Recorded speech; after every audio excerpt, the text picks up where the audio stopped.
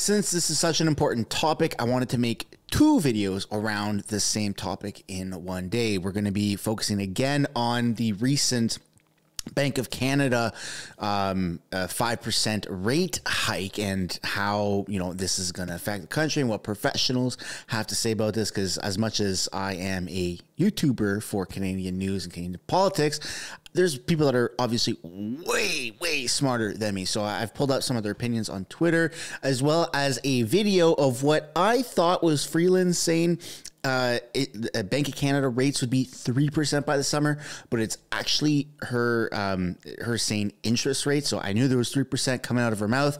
I didn't know which end it was coming out of. Now we know. So I've got all of those.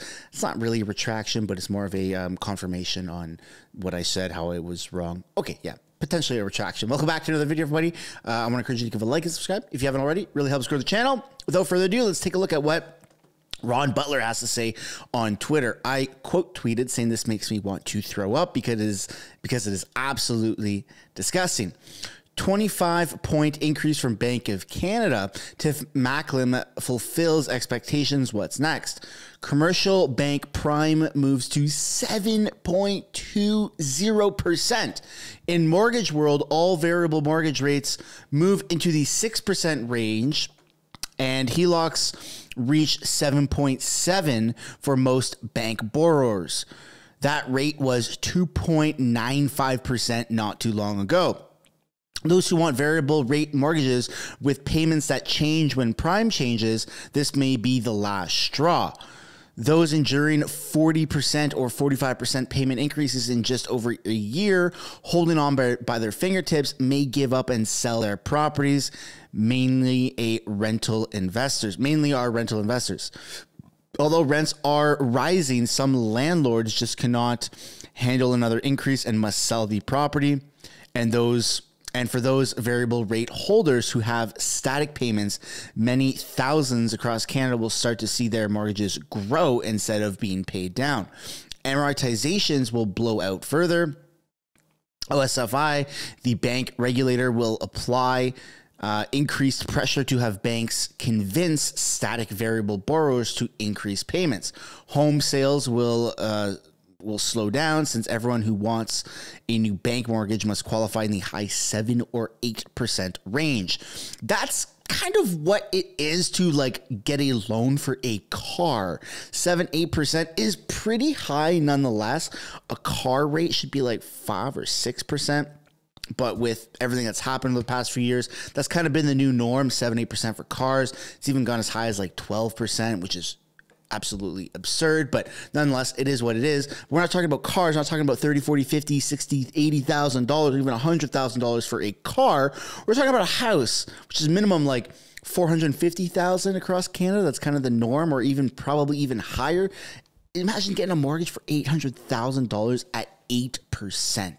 That is just mind-blowing. I know house prices or house mortgage rates used to be insane back in the day, which makes me proud to say before my day, so it's not back in my day, which, yes, I'm still young, yes. But back in maybe your day, it used to be 12, 13, 14%, and, well, the houses were the cost of, if I had a potato or a fruit near me, I would show it $50,000, $100,000 for a house. I know money was different back then because of inflation, yada, yada, yada. But $800,000 now for a house, which is kind of a norm for a townhouse in and around a major city, is not comparable to the house prices back in your day. Not my day, your day.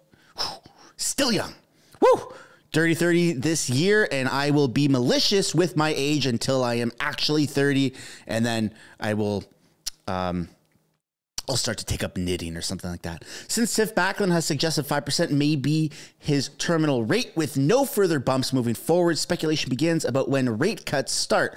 More bad news. On average, a central bank rising rate cycle stays at apex for over 9 months. Economic damage will continue apace, which is insane. So this won't be fixed for a very, very, very long time.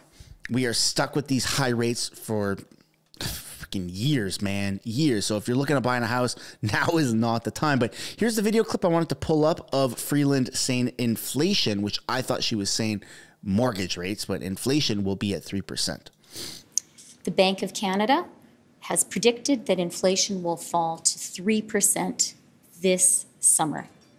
We're not there yet, but we have made some real meaningful progress, which is being felt in people's lives. There you go. And inflation actually is, according to Google, pretty low. Our current inflation is at 3.4%, which I don't actually agree with. I think this is a made up rate because gas is still the same price as when inflation was 6%.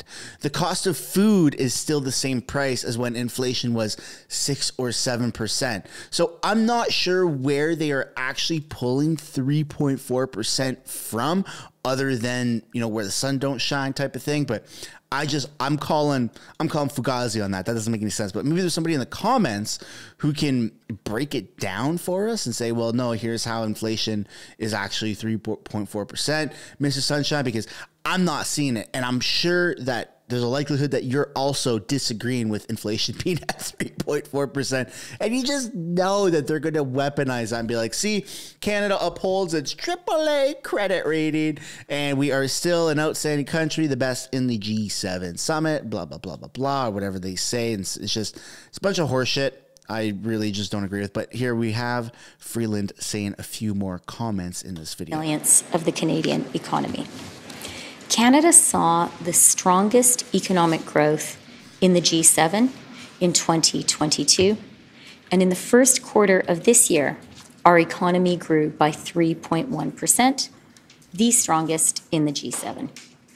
Just this morning, the OECD predicted that the Canadian economy will see the fastest rate of growth on average in the G7 for 2023 and 2024.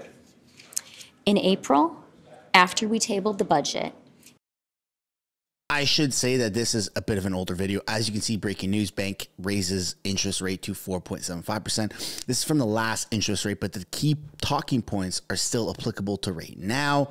She has yet to actually make a press release or any sort of media posting about the recent changes today. Maybe we'll see that in the coming days. But just so there's not any confusion, this is a bit of an older video. But the points still apply, which is why we're showing it, which is why I scrubbed through this and found the timestamps. S&P reiterated Canada's AAA credit rating, and Canada has both the lowest deficit to GDP and the lowest net debt to GDP ratio in the G7, lower than our two other G7 AAA rated peers, the US and Germany, and also lower than some other major AAA rated economies like the Netherlands.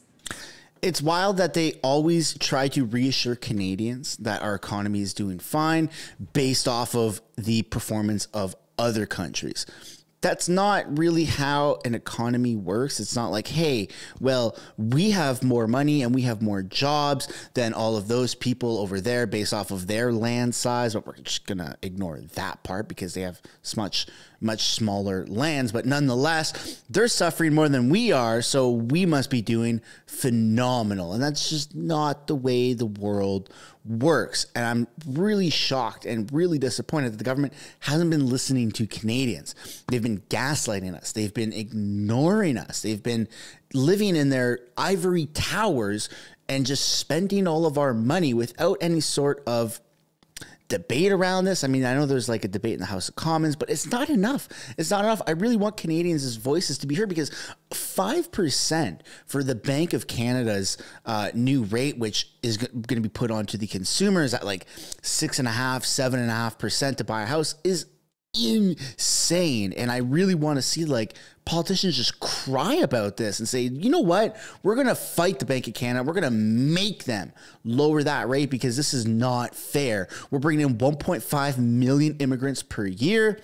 They all have money. Canadian-born citizens don't have money. Or maybe the immigrants don't have money, but there's nowhere for them to go. There's no houses that people can afford. There's no rent that people can afford. Groceries are too expensive. Switching to electric vehicles and switching everything to lithium-ion batteries is too expensive. Like they're forcing our hands and people are drowning, and it's not fair. And so I'd love to know what you guys think about this. Are you having a financially difficult time right now? If so, I empathize with you, and I'm sure that a lot of people also empathize with you, because this is just not fair. This is not the Canada that we signed up for. This is not the Canada that anybody voted for either. But that's where we're going to end the video. Everybody, thank you so much for watching. Don't forget to give a like and subscribe if you haven't already, and I will see you in the next one. Thanks so much for making it to the end of the video. If you want to support the channel financially, you can do so by checking out the merch shop linked right up there. Or if you want to do something for free, which is also absolutely acceptable and highly encouraged, you can subscribe right there. If you want to continue watching videos like this, you can do so by clicking or tapping right there to watch the next upcoming video. And if you want to watch a little bit of different content, but also Canadian stuff, you can do so by clicking right up there. That's my second channel, House of Canada, also known as the House of Commons Highlights. Thanks so much for watching. I look forward to seeing you in the next video.